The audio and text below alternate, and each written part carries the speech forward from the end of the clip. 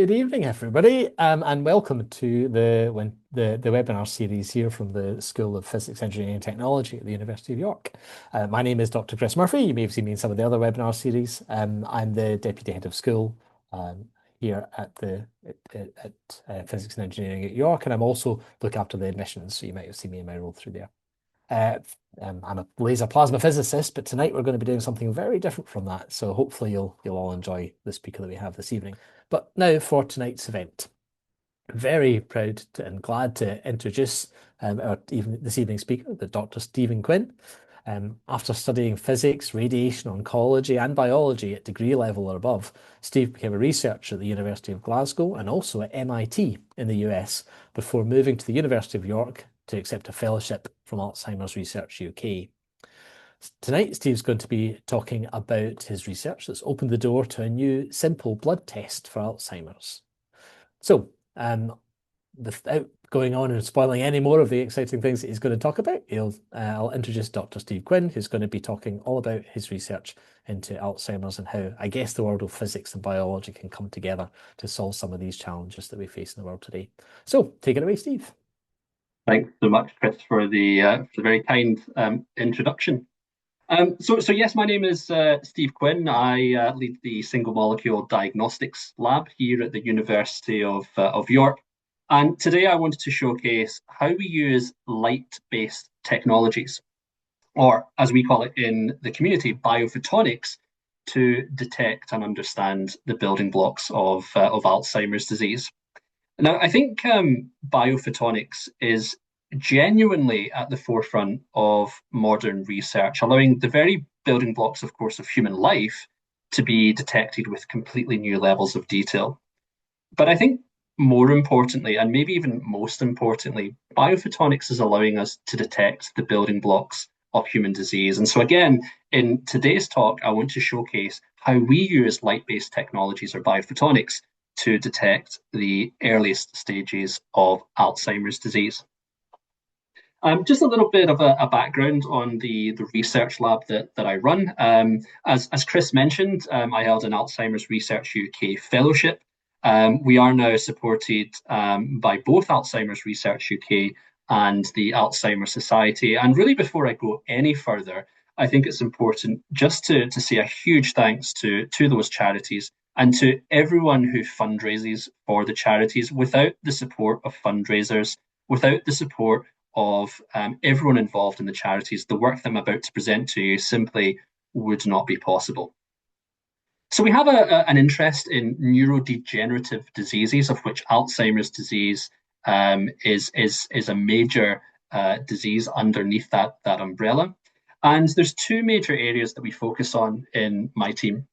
The first is biosensing, and this really is where biophotonics comes into play. So we're incredibly interested to detect the earliest signatures of Alzheimer's disease, and more specifically, interested in the detection of blood-based biomarkers. So we're actively developing a blood test technology for Alzheimer's disease detection.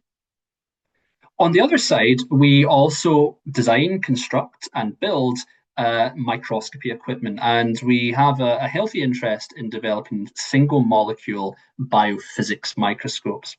And essentially what those microscopes allow us to do is monitor interactions between single proteins that we think represent the earliest stage of Alzheimer's disease. And so yes, on the one hand, we're developing biosensors for early stage diagnostics, and again, that's going to be the focus of my talk today.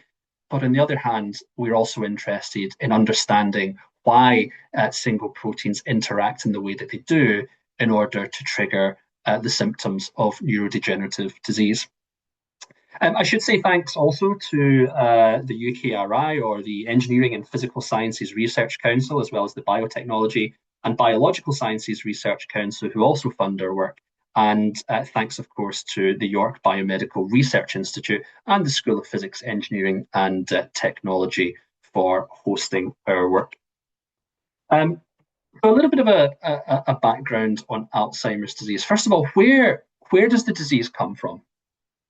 Well, it all stems from this patient in the early 1900s. So August Dieter was a patient who displayed the classical symptoms of Alzheimer's disease. So she was confused, frustrated, disoriented. She had memory loss.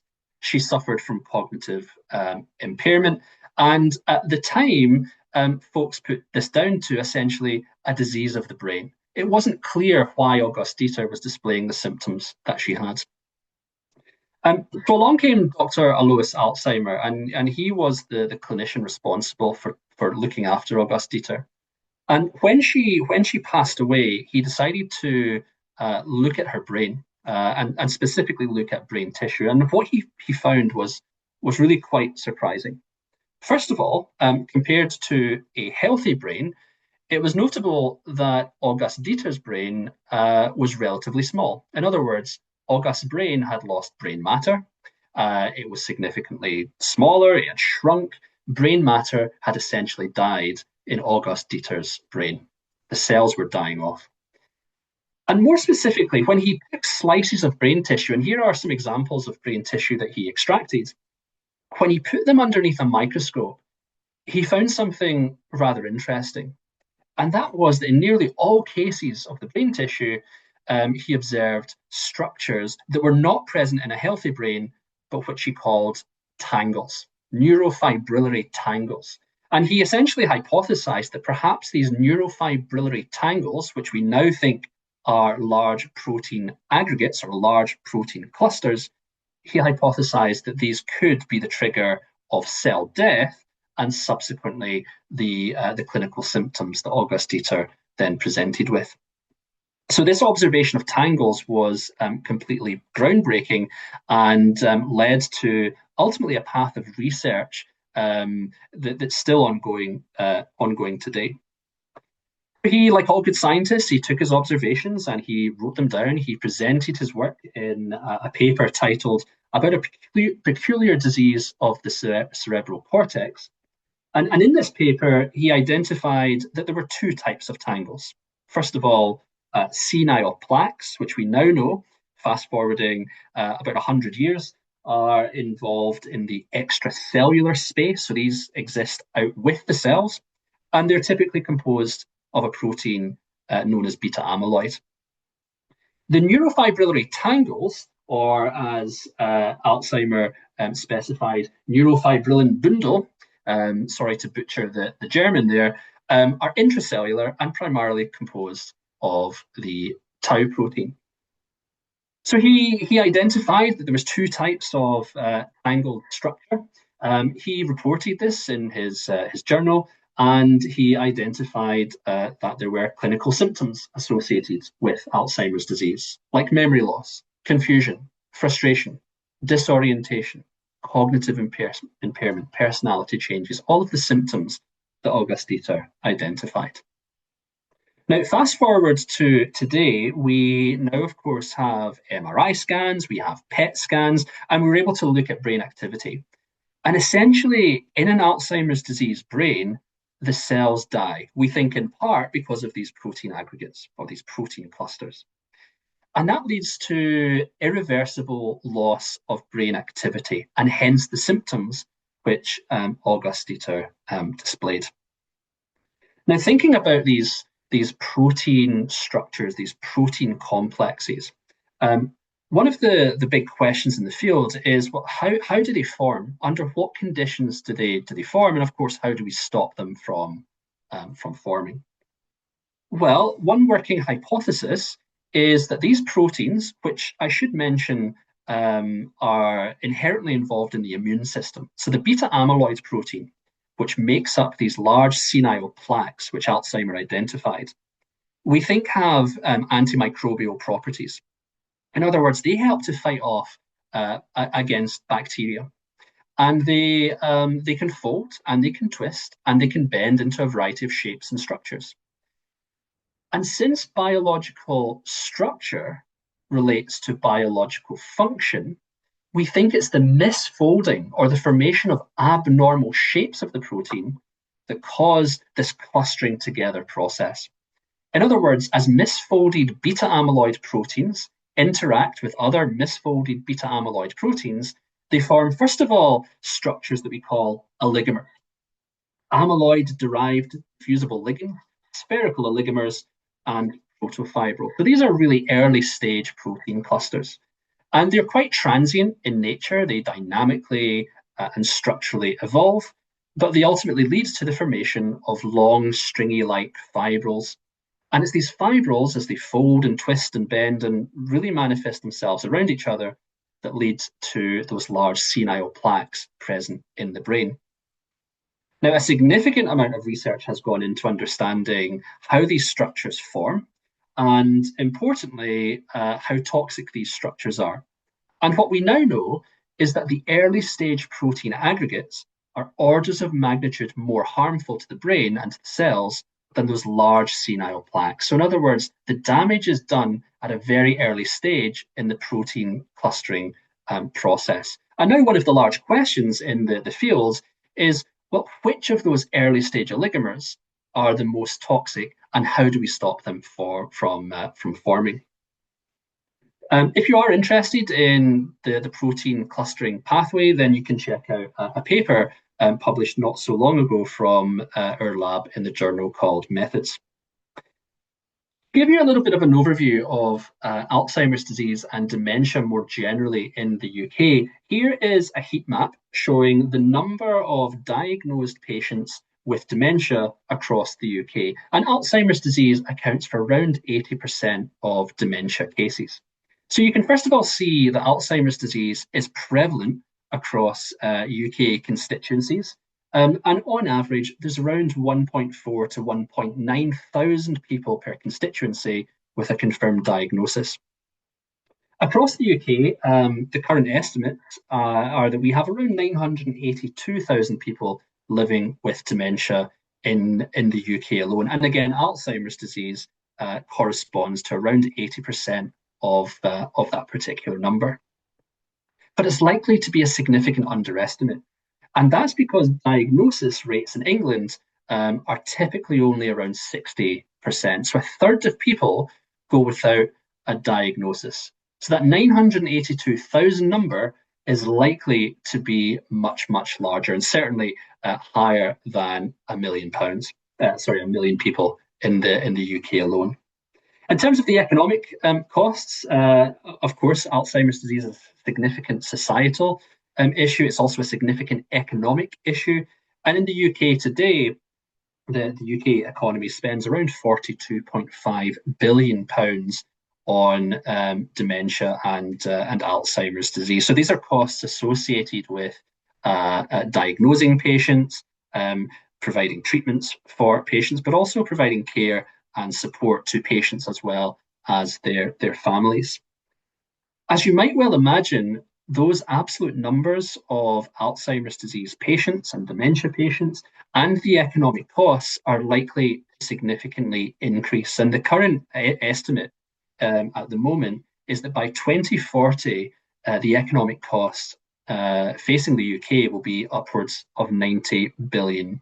So a significant societal and significant economic issue facing not just the UK, but countries all over the world. Now, if you look at mortality rate, and this is really why I say Alzheimer's disease is a significant societal issue, unlike various forms of cancer and heart disease, stroke, HIV, which all tend to have decreasing mortality rates as the years go on, Alzheimer's disease for years and still remains a main cause of death. And in 2024, sadly, dementia and Alzheimer's disease was the leading cause of death, with around 80,000 deaths per year. In York, or in the Yorkshire region alone, we have around 3,000 people just within the York boundary living with dementia, and that accounts for 1 to 1.8% of the population. But again, those numbers are likely to be significantly underestimated because there's a lack of people able to access a timely diagnosis. I'm often asked as a researcher, why do we get Alzheimer's disease? Where does this stem from? And the answer is we don't fully understand. But what we do know is that there are a number of risk factors.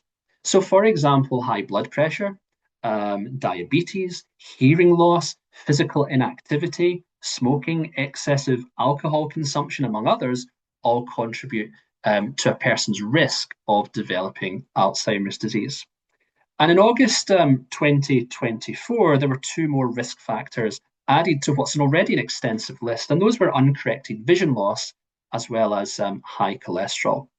So whilst we understand to some extent the building blocks of Alzheimer's disease, there are still significant open questions. But nevertheless, we do now understand that there are risk factors associated with disease, and so we can, to some extent, as individuals, help to mitigate against disease progression. How is Alzheimer's disease diagnosed typically? Well, if a patient is displaying symptoms, the first point of call will be typically a GP. So patients will typically go to a GP's office and they will typically be subjected to a cognitive assessment. So this is essentially a series of questions that a GP will ask related to memory loss and the patient's ability to think coherently. The patients after that may be invited either to a PET scanner or an MRI scanner. And in the case of a PET scanner, the patients are often injected with a radioactive tracer that essentially allows doctors to look at both brain activity as well as amyloid levels in the brain. And as I've mentioned earlier, brain activity is significantly reduced in the case of an Alzheimer's disease patient. But importantly, the amount of amyloid in an Alzheimer's disease patient also increases. So PET scanners allow doctors to perform a clinical diagnosis. But unfortunately, this only occurs typically after symptoms have occurred and after the cells, or many of the cells within the brain, have died. But there is hope, and we have seen very recently drugs emerge. So drugs like lecanemab and donanemab, which many of you might have heard about in the news, have emerged as candidates for not completely removing Alzheimer's disease, but slowing cognitive decline. So in the case of lecanemab, for example, the evidence suggests that it can slow cognitive decline by up to 30% in patients, but only if administered in the earliest possible phase of disease, where symptoms are essentially minimal. These drugs are not, unfortunately, available yet on the NHS, but I think it's a really exciting time in the field that we are now seeing the first effective therapeutics come to market. And of course, now that those therapeutics are emerging, we have to think about the question, well, how do we catch people in the earliest possible disease phase? How can we diagnose people when perhaps symptoms have not yet manifested? And importantly, when a patient is administered with the drugs, how do we tell if the drugs are actually working? And this really is the crux of what we do in York. We, along with researchers in the biophotonics team, have asked the question, can we develop a simple blood test to help with early stage diagnosis and treatment monitoring? And again, as I go through this presentation, hopefully by the end of it, you'll realize that the answer we think is yes. So as a brief reminder, in the Alzheimer's disease brain, there are large protein clusters that form over time. On the one hand, we have beta amyloid plaques composed of the amyloid protein, and on the other hand, we have those neurofibrillary tangles, which are typically found inside the cells, composed of the tau protein. What we now know, and for reasons we don't fully understand, is that many of these amyloid proteins and many of these tau proteins can cross the blood-brain barrier and enter the bloodstream. In other words, they can enter our blood vessels, and as you might well imagine, in the case of an Alzheimer's disease patient, the absolute abundance or the absolute levels of these proteins tend to change as a person develops Alzheimer's disease, and more importantly, the ratio between these proteins tends to change in the blood as a person develops Alzheimer's disease. So one of the key challenges is, well, how can we develop a diagnostic test to specifically measure amyloid and tau, as well as other proteins, within the blood. And one of the key problems that we face as researchers is that these amyloid and tau proteins are really not abundant at all in the blood. In fact, they're found typically at levels that we call picogram per milliliter.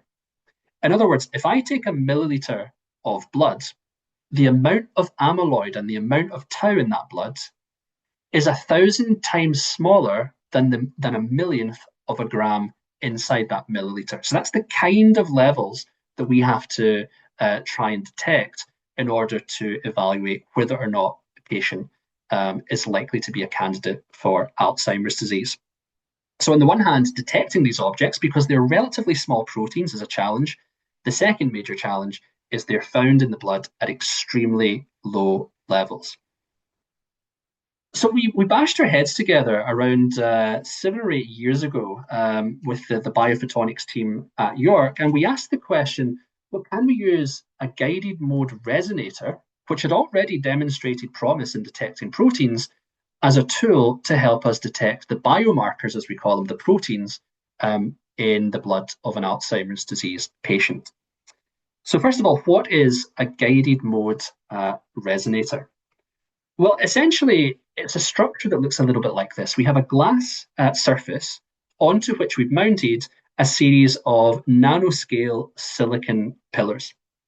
Okay, so these silicon pillars are essentially deposited onto the glass, and they are arranged in nice arrays. Now, here's a nice little electron microscopy image showing you a top-down view of what this guided mode resonator looks like.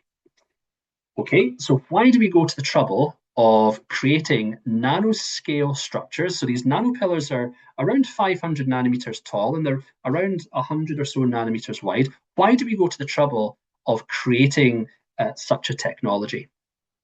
Well, the answer is this particular structure is very useful for resonating light. So what do I mean by that?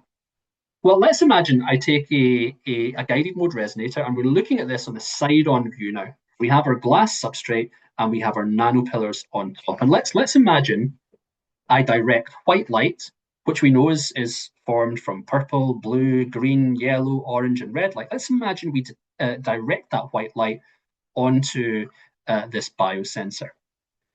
Well, in the case of purple light, most of that light simply passes through.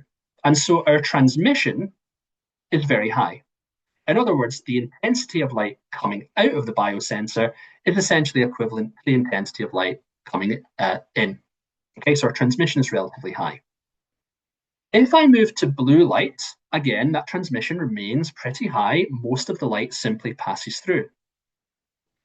But as I move towards the green part of the light, some of that light now begins to couple into the resonator. And so the transmission begins to drop. And importantly, when we get to green light, and the green light, the reason the green light couples in and not the other colors of light is to do with the spacing between the nanopillars. Here, our transmission is essentially zero. In other words, basically none of the light passes through our guided mode resonance biosensor. Instead, the light simply travels across the surface. So this is quite interesting. The transmission of the green light drops significantly, whilst the transmission of other colors is relatively high.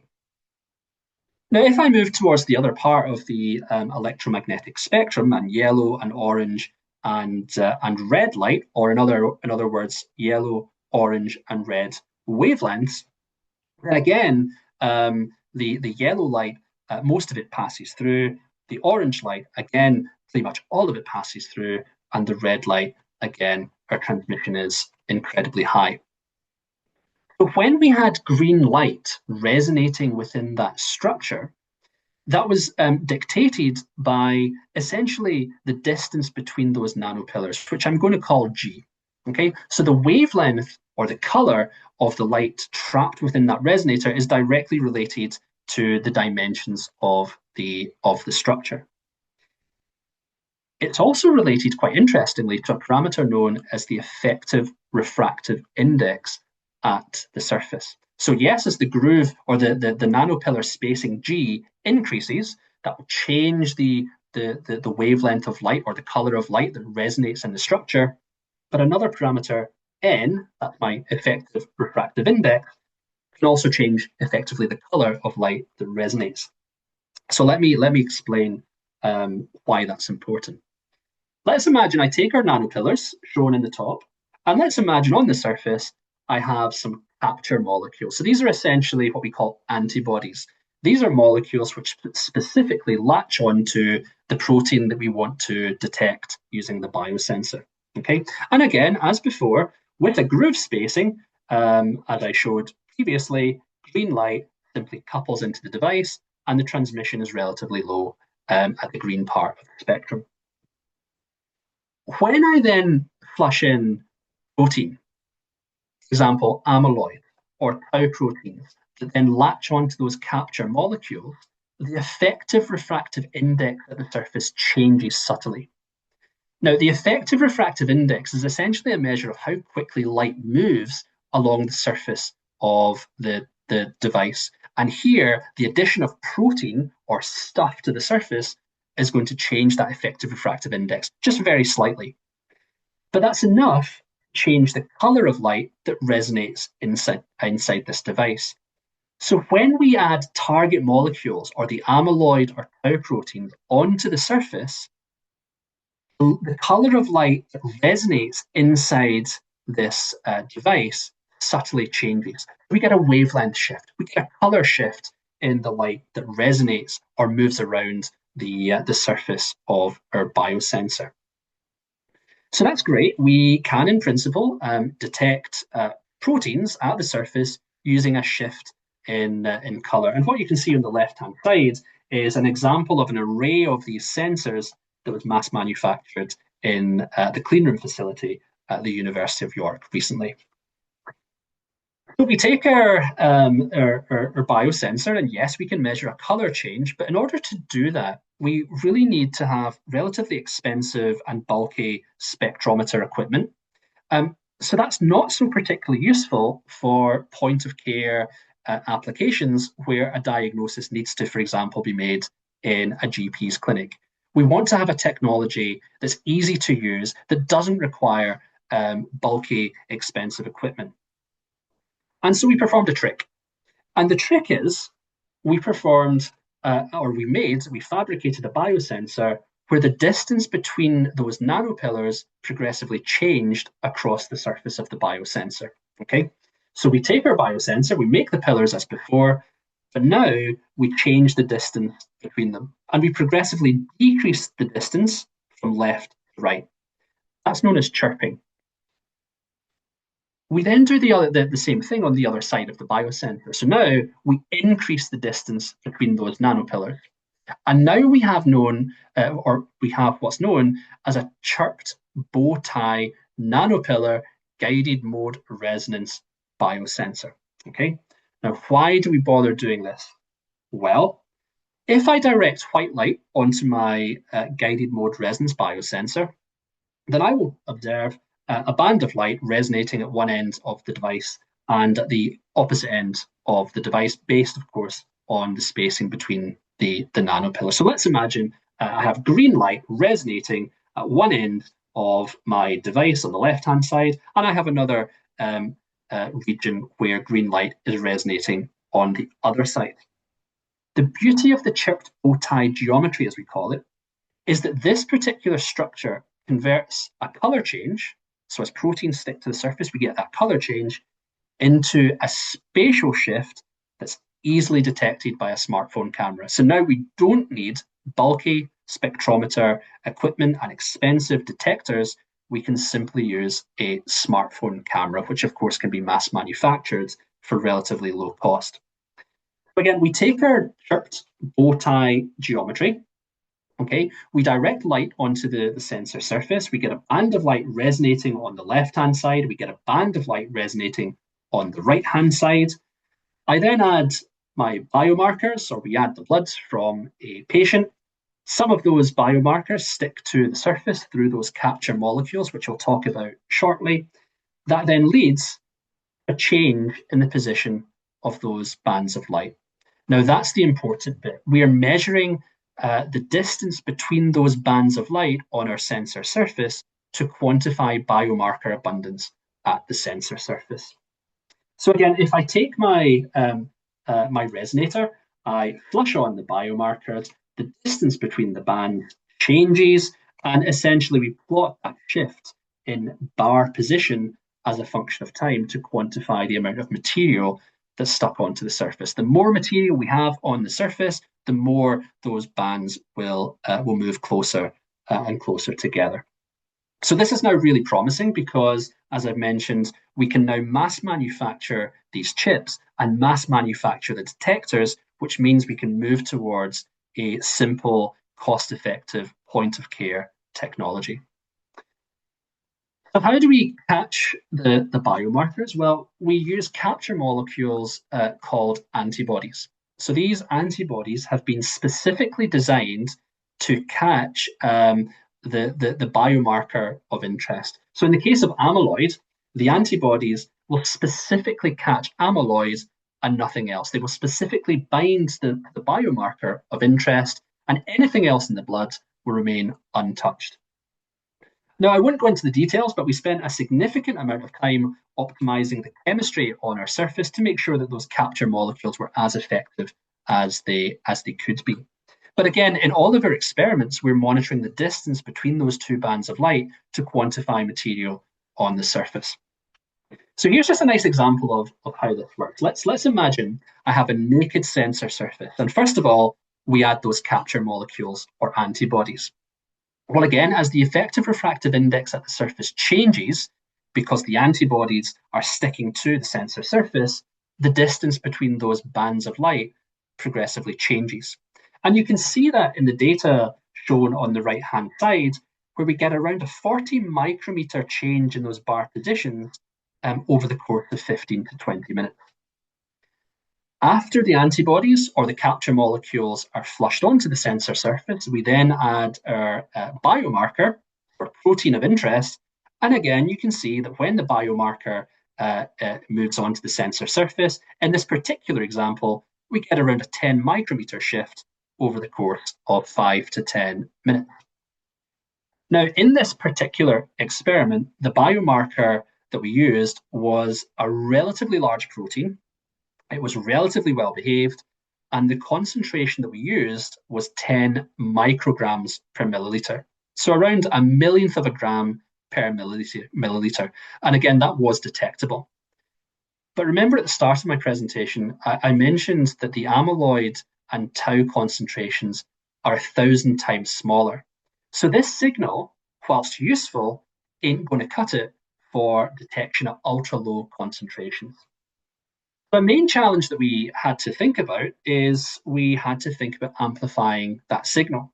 And to put it into some kind of perspective, the reason we need to amplify that signal is because the concentration or the level of amyloid protein in the blood is around the equivalent of a single grain of sand in an Olympic-sized swimming pool.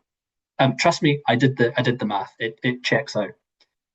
So we have to really think about amplifying that signal if we have any chance of detecting amyloid in the blood. So the good news is that we have found a solution, and the solution is to use gold nanoparticles. So gold nanoparticles come to the rescue in this case. And so as before, what we do is we add our biomarkers, in this case our amyloid or our tau, we flood them onto the biosensor. They are then captured by those antibodies. They stick to the surface, but then on top, we flood the biosensor with gold nanoparticles decorated in so-called detector antibodies or detector molecules. So the capture antibody sticks to one end of the biomarker, and the detector antibodies stick to the other end of the biomarker. And the gold essentially boosts the effective refractive index at the surface, which then boosts that color change, which subsequently boosts the distance between the bars during the measurement. We know that the gold nanoparticles like to stick everywhere across the biosensor. So here's just an image of our biosensor after an experiment has been performed. So the nanoparticles like to stick to the top of the pillars, to the sides of the pillars, to the area between the pillars, indicating that we have quite good surface coverage across the sensor surface of our biomarkers. And again, we're monitoring the distance between those resonant bands of light. Again, when we add biomarker alone, we can detect it, especially at relatively high concentrations. But really, the use of the gold allows us to amplify our signal by up to 30 times. So the blue curve here, compared to the red curve, is showing that we can significantly boost our signal by a few orders of magnitude. So what we're doing is we're taking our chirped bow tie guided mode resonance biosensor. Light is directed onto that sensor structure. We get a band of light resonating at one side of the structure, a band of light resonating at the other. We flood on our biomarkers. They stick to the surface through those capture molecules. That then leads to a relatively small shift in the resonant bar's position. We flush on our gold nanoparticles. That significantly helps us, and it changes those bar positions quite substantially. And that really allows us now to detect beta amyloid at the clinically relevant concentrations of picogram per milliliters. Here's some data that is shown in real time. This is a real experiment where we are monitoring in real time those gold nanoparticles sticking to biomarkers across the sensor surface using nothing more than a simple smartphone camera. And essentially, what you should see here are two bands of light moving closer and closer together. And again, we're measuring the distance between those bands of light to quantify biomolecular material at the sensor surface. So here's some data. Again, when we flush in 20 micrograms per milliliter, so incredibly high concentrations without any nanoparticles, then the black curve shows that yes, it's detectable. But with the gold nanoparticles, we can now easily detect concentrations as low as 20 picograms per milliliter, which is exactly where we want to be in the clinically relevant concentration range. And indeed, if we look at the shift in resonance position as a function of the amount of amyloid added to the sensor surface, you can see that the bar positions essentially scale with the amount of amyloid on the surface, which means we can use this resonance biosensor as a tool to quantify how much material we have added to the surface. So this is really, really exciting, and it now paves the way for clinical trials. My colleagues, Dr. Katie Morris and Professor Thomas Krause, both again are at the School of Physics, Engineering and Technology, have also pioneered a portable handheld readout instrument that supports, again, point-of-care based diagnosis. So the basic idea behind our technology is that the biosensor sits inside a microfluidic cartridge. A microfluidic cartridge, in turn, clicks on to what we call a readout instrument. This is where we send the light towards the biosensor, and this is the box in which we perform the detection. The blood is then added to a small hole at the top of the microfluidic cartridge and is drawn through capillary action over the biosensor over the course of around 1 to 3 minutes. So within tens of minutes, we can generate rapid results, hopefully for the clinician as we move forward. So in short, we've developed an ultra-sensitive, cost-effective platform based on light-based biotechnology that takes advantage of gold nanoparticles to amplify those relatively weak signals. We've demonstrated, although I haven't shown it here, that we can multiplex. In other words, we can detect multiple proteins simultaneously. So we can detect beta amyloid or different variations of beta amyloid as well as phosphorylated tau simultaneously. That bodes well for a clinical diagnosis. And we can perform these measurements in essentially a handheld format. And again, why are we doing this? Well, we hope in time that our technology might be able to democratize testing and provide patients with access to a diagnosis at the point at which they introduce themselves to a clinician for the first time. Our work was featured on the BBC recently. So, for those of you who would like more information on this technology, check out the article University of York working on blood tests to diagnose Alzheimer's disease. And you're also welcome to check out a radio interview that we gave recently titled York Research Could Speed Up Alzheimer's Diagnosis. So as I say, we are in the process of rolling this technology out. The next major step that we need to complete is preliminary clinical trials. So we're very fortunate to now have blood samples at the University of York from patients with a confirmed diagnosis of Alzheimer's disease. We also have blood samples from patients who are essentially healthy. And the next major step in all of this is for us to evaluate whether or not our technology can successfully differentiate between patients with an Alzheimer's disease clinical diagnosis and those without. I expect that process will take around a year. So the preliminary clinical trials will involve measuring tens of samples as opposed to many hundreds or thousands. But the next step after that preliminary clinical trial will be a much larger national trial. Of course, we want to benchmark how effective our technology is against other existing competing technologies in the market. That's important because we need to know what our limitations are, and we're actively in the process of doing that now. Of course, we're speaking to GPs from across the country, specifically in Bristol and in the Humberside region, to understand how best to introduce this technology into the clinic and at what point the technology is best introduced. And of course, we need to understand the patient needs as well. We don't simply want to create a technology for the patients. We want to create a technology with our patients. And so we need to understand the needs of our patients in the context of the development of this diagnostic test.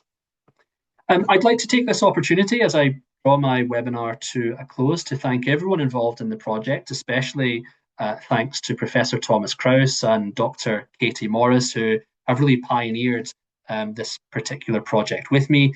Thanks also to Donato, who was a postdoctoral researcher, to Jasmine Ragg, who was an undergraduate researcher in our team, to Stephanus, Isabel, Lisa, Callum, and Pin from the biophotonics team, along with Professor Steve Johnson, who really has supported this project through his knowledge of surface chemistry.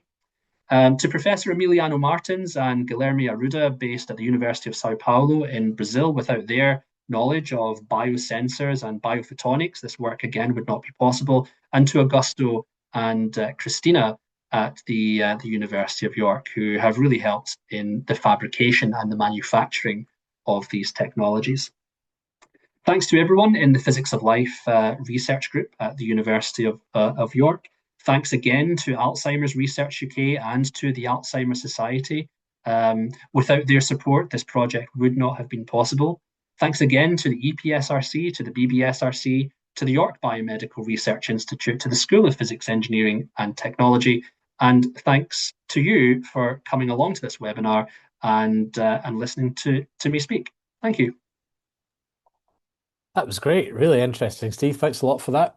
We do have some questions in the Q&A. I'll pop to you now. So there was a couple of questions. One of them quite interesting. So you've got the gold basically attaching to the biomarkers to increase the signal. Can that gold then be washed up and the detector reused, or is it a single-use detector? Yeah, so we think this is most likely going to be a single-use detector. The good news is that the biosensors can be mass manufactured at scale and are relatively cheap. And the good news is that gold nanoparticles, although they sound quite exotic, they are often used in lateral flow tests, for example. Right. So there's precedent there for mass manufacturing and for the extensive use of gold nanoparticles, and hence why we can use a single sensor per measurement. I don't think we are necessarily limited in that capacity. You are right, though, we can reuse these sensors, and we do reuse these sensors inside the lab. So it is possible to wash the gold nanoparticles off. It is possible to remove any protein that have bound already to the surface. We actively do that to try and save money where we can in the lab. But in the context of a real patient-facing technology, we would likely have a single-use cartridge and a single-use sensor. Excellent. Um, so there's another question, which actually, interestingly, I thought of as well. So whoever it is that came up with this question, they're clearly very smart, obviously. The curious question, if you add the gold particles where there's no amyloid, do you still get the light shift? Yeah, it's a great question, and actively Oh, we've good. spent about the last year trying to figure this out. So the answer is yes, they do. Um, However, we've managed to mitigate against it. So as you can imagine, a significant amount of effort went into solving that problem because, of course, if the nanoparticles stick to the sensor surface, then you mask the signal from the amyloid.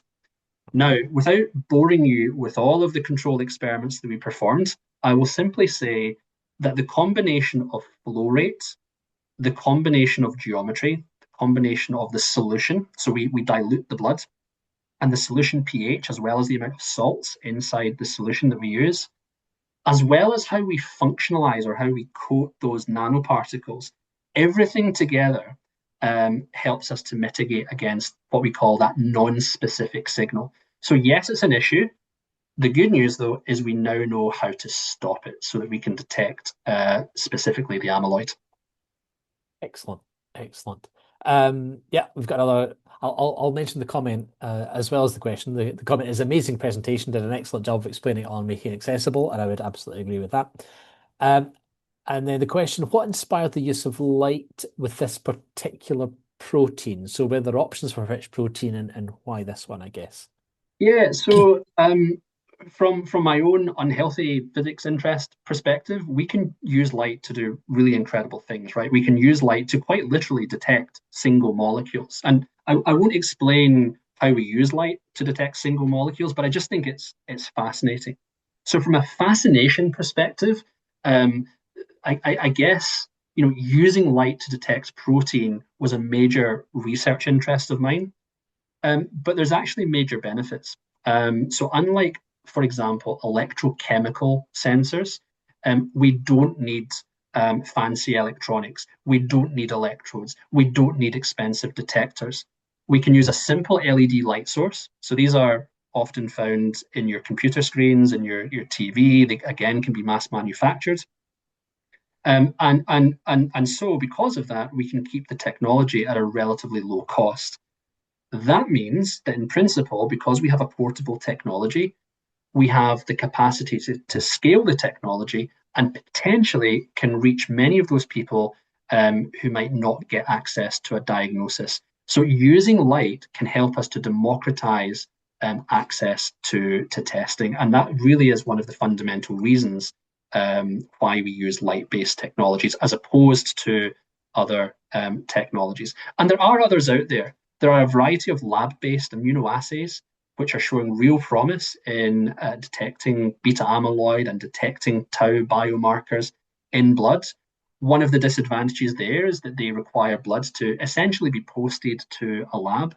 They require quite specialist and expensive equipment to be used, and results can take up to 2 months to come back.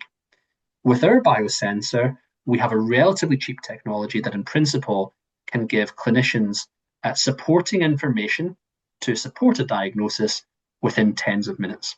And we want to push that further to the minute timescale. I think that's fascinating.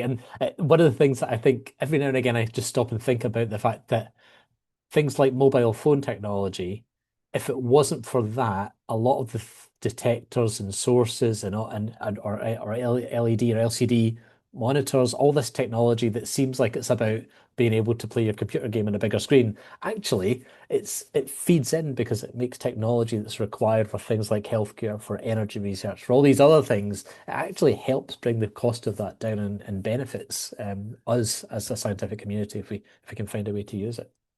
That's my own little Yeah, tuppence worth there. Just, absolutely. I mean, yes, this device can be used in the context of measuring a color change. yeah. What I didn't tell you is that the color change is teeny tiny. In other words, for the physicists in the audience, the wavelength shift is only a few picometers. Now that's an incredibly small Okay. color change or an incredibly small wavelength change. Yeah, It's totally. detectable, but using devices that we call monochromators and spectrophotometers.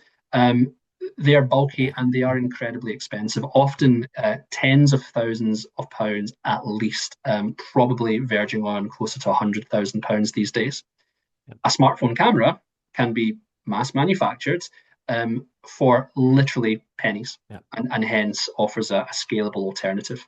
Yeah, that's great. There's a question, is there any link between the stage of Alzheimer's and of the disease and the ability for technology to detect the protein? Is that Exactly. So we think that the protein biomarkers essentially change in terms of their absolute abundance as a patient develops Alzheimer's disease. And so yes, absolutely, it might be possible for this technology to help with the staging of Alzheimer's disease. But maybe more importantly, as the treatments emerge, and let's imagine the treatments work, then one might expect those biomarker levels to alter. And so we need technologies not only for diagnosis, but for treatment monitoring to assess whether or not a patient is indeed benefiting from taking the treatment. And if they're not benefiting, that's useful information as well, because then a clinician can decide to offer an alternative treatment where available. actually, I mean, it's all about measurement, isn't it? I think this is something that as a scientist know very well, and it's true. If you can measure something, you can fix it. This is I was going to say, when I first read this, I thought it was slightly flippant, but I actually think it's very serious. Can we join as test patients for clinical trials, please? And actually, I wouldn't know how to do that because I guess I think you're mentioning it in part of a conversation I'd had previously about the fact that a lot of the samples that you end up getting tend to be from specific demographics, whereas actually demographics is an important Yeah. question. I So I mean, guess I'm going to rephrase the question a little bit and say, how um, do you have a problem with demographics? And also, if you do have a problem with demographics, how can people who are listening to this who want to be able to help and want to donate be able to give to this cause? yeah, so to answer your question, yes, there are issues with demographics. So for example, the current cohorts, at least in the UK, that exist, tend to come from London and tend to be from one specific demographic. What we need is a cohort of patients that is entirely representative of the United Kingdom. In other words, we need a cohort that includes various ethnic groups, that includes people with different sexes, that includes everyone that we observe in the UK. And that doesn't currently exist at the moment. I know there is research funded by the charities to actively look into this particular problem and to develop those cohorts. Um, if you would like to get involved, then I would check out Alzheimer's Research UK and the Alzheimer's Society web pages because there's different ways that you can get involved in research. So, for example, I mentioned that we need to understand the patient needs. Now, from my perspective, I would love to chat to patients without taking any blood, for example, about how they feel about our technology and whether or not they would use our technology, given it's essentially a blood test and to some extent still invasive. But equally, there is a need for both healthy and diseased individuals to donate their blood and also their spinal fluid for analysis or for analyses that can help us validate our technology. So yeah, check out Alzheimer's Research UK and the Alzheimer's Society web pages. They have loads of information on how to get involved. If you would like specific contacts at those charities, please do get in touch with me, and I'm happy to provide them. Great. And I think you can do that. It's probably best doing that through the PET outreach email address, so pet-outreach@york.ac.uk. Um, this is maybe a technical one, so either I think maybe a quick answer or a way how to find the answer. Can it discriminate between the different amyloid fragment lengths? Also, what about phosphorylated tau forms? Like, Answer yes. So we can differentiate. I'll give you a technical answer. We can differentiate between A beta 1 to 40 and A beta 1 to 42. That's important because the ratio between those two peptides is arguably a more sensitive indicator than those two individual proteins alone. And yes, we can detect p-tau or phosphorylated tau, and we can, again, just to add technicality to my answer, detect p-tau 217, which is emerging as another gold standard biomarker. Katie has done some really phenomenal work recently and also demonstrated that this gold nanoparticle approach can also be used to detect a protein called CRP. So that's a biomarker, not specifically of Alzheimer's disease, but of inflammation in the brain. And we are very confident that in the next couple of months, we will also be able to detect another biomarker called NFL, neurofilament light. And the combination of all these biomarkers together, we hope will aid and support clinicians as they make a diagnosis. So yes is the answer. Excellent. There's two questions here that are slightly related. I'm trying to work if I can put them together. I'll just ask them separately. If the trials work, would it be cost effective to add on to a blood donation test so that you could pick up before symptoms start to show? Yeah, exactly. Now, there are ethical concerns about Mhm. this. So for example, if we are diagnosing patients without clinical Yep. symptoms, we need to work out what the consequences of that are. Yep. Um, those questions have not yet been addressed. So we don't yet know when along the diagnostic pathway the best time to perform these tests actually is. Um, but in principle, yes.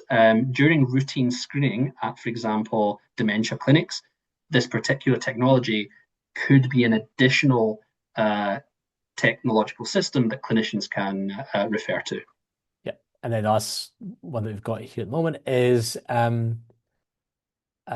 there a possibility at some point this could evolve into a test you could perform yourself with a kit and a mobile phone or something like that, making it as convenient as a pregnancy test, for instance? Is that where we see this going? Or I would even say one of the old COVID tests because Well, they went from being exactly. Our 0 to a vision million. our vision is to make this accessible to as many communities as we can. I think that the first steps are to get it into GP clinics for trials, and then we see where it goes from there. But yes, we want to have a technology that is essentially as simple and as easy to use as a COVID-19 lateral flow test. Yep. That would be amazing. I mean, yeah, and actually, I guess the idea is also extensible to other diseases and other ideas, and the whole concept is so much broader. Exactly. And the really promising thing is because we've managed to show that our technology works against amyloid and tau and this biomarker called CRP, in principle, the same technology could also be used to detect uh, biomarkers across the dementias, so Parkinson's, Huntington's, as well as perhaps various forms of cancer. So there is, I think, a real and exciting opportunity for us to use our technology to not just help with Alzheimer's disease, but a range of diseases across the UK. That's wonderful. Wonderful. And on that, in that positive and optimistic note, and also, this is why physics and biology have to work together, and biology, medicine, and of course, we've got lots of interdisciplinary programs here at York, and lots of modules like one that you're heavily involved in on biophysics that people, after they learn the basics of physics, can go on and study and contribute to this kind of challenge that we face at the moment.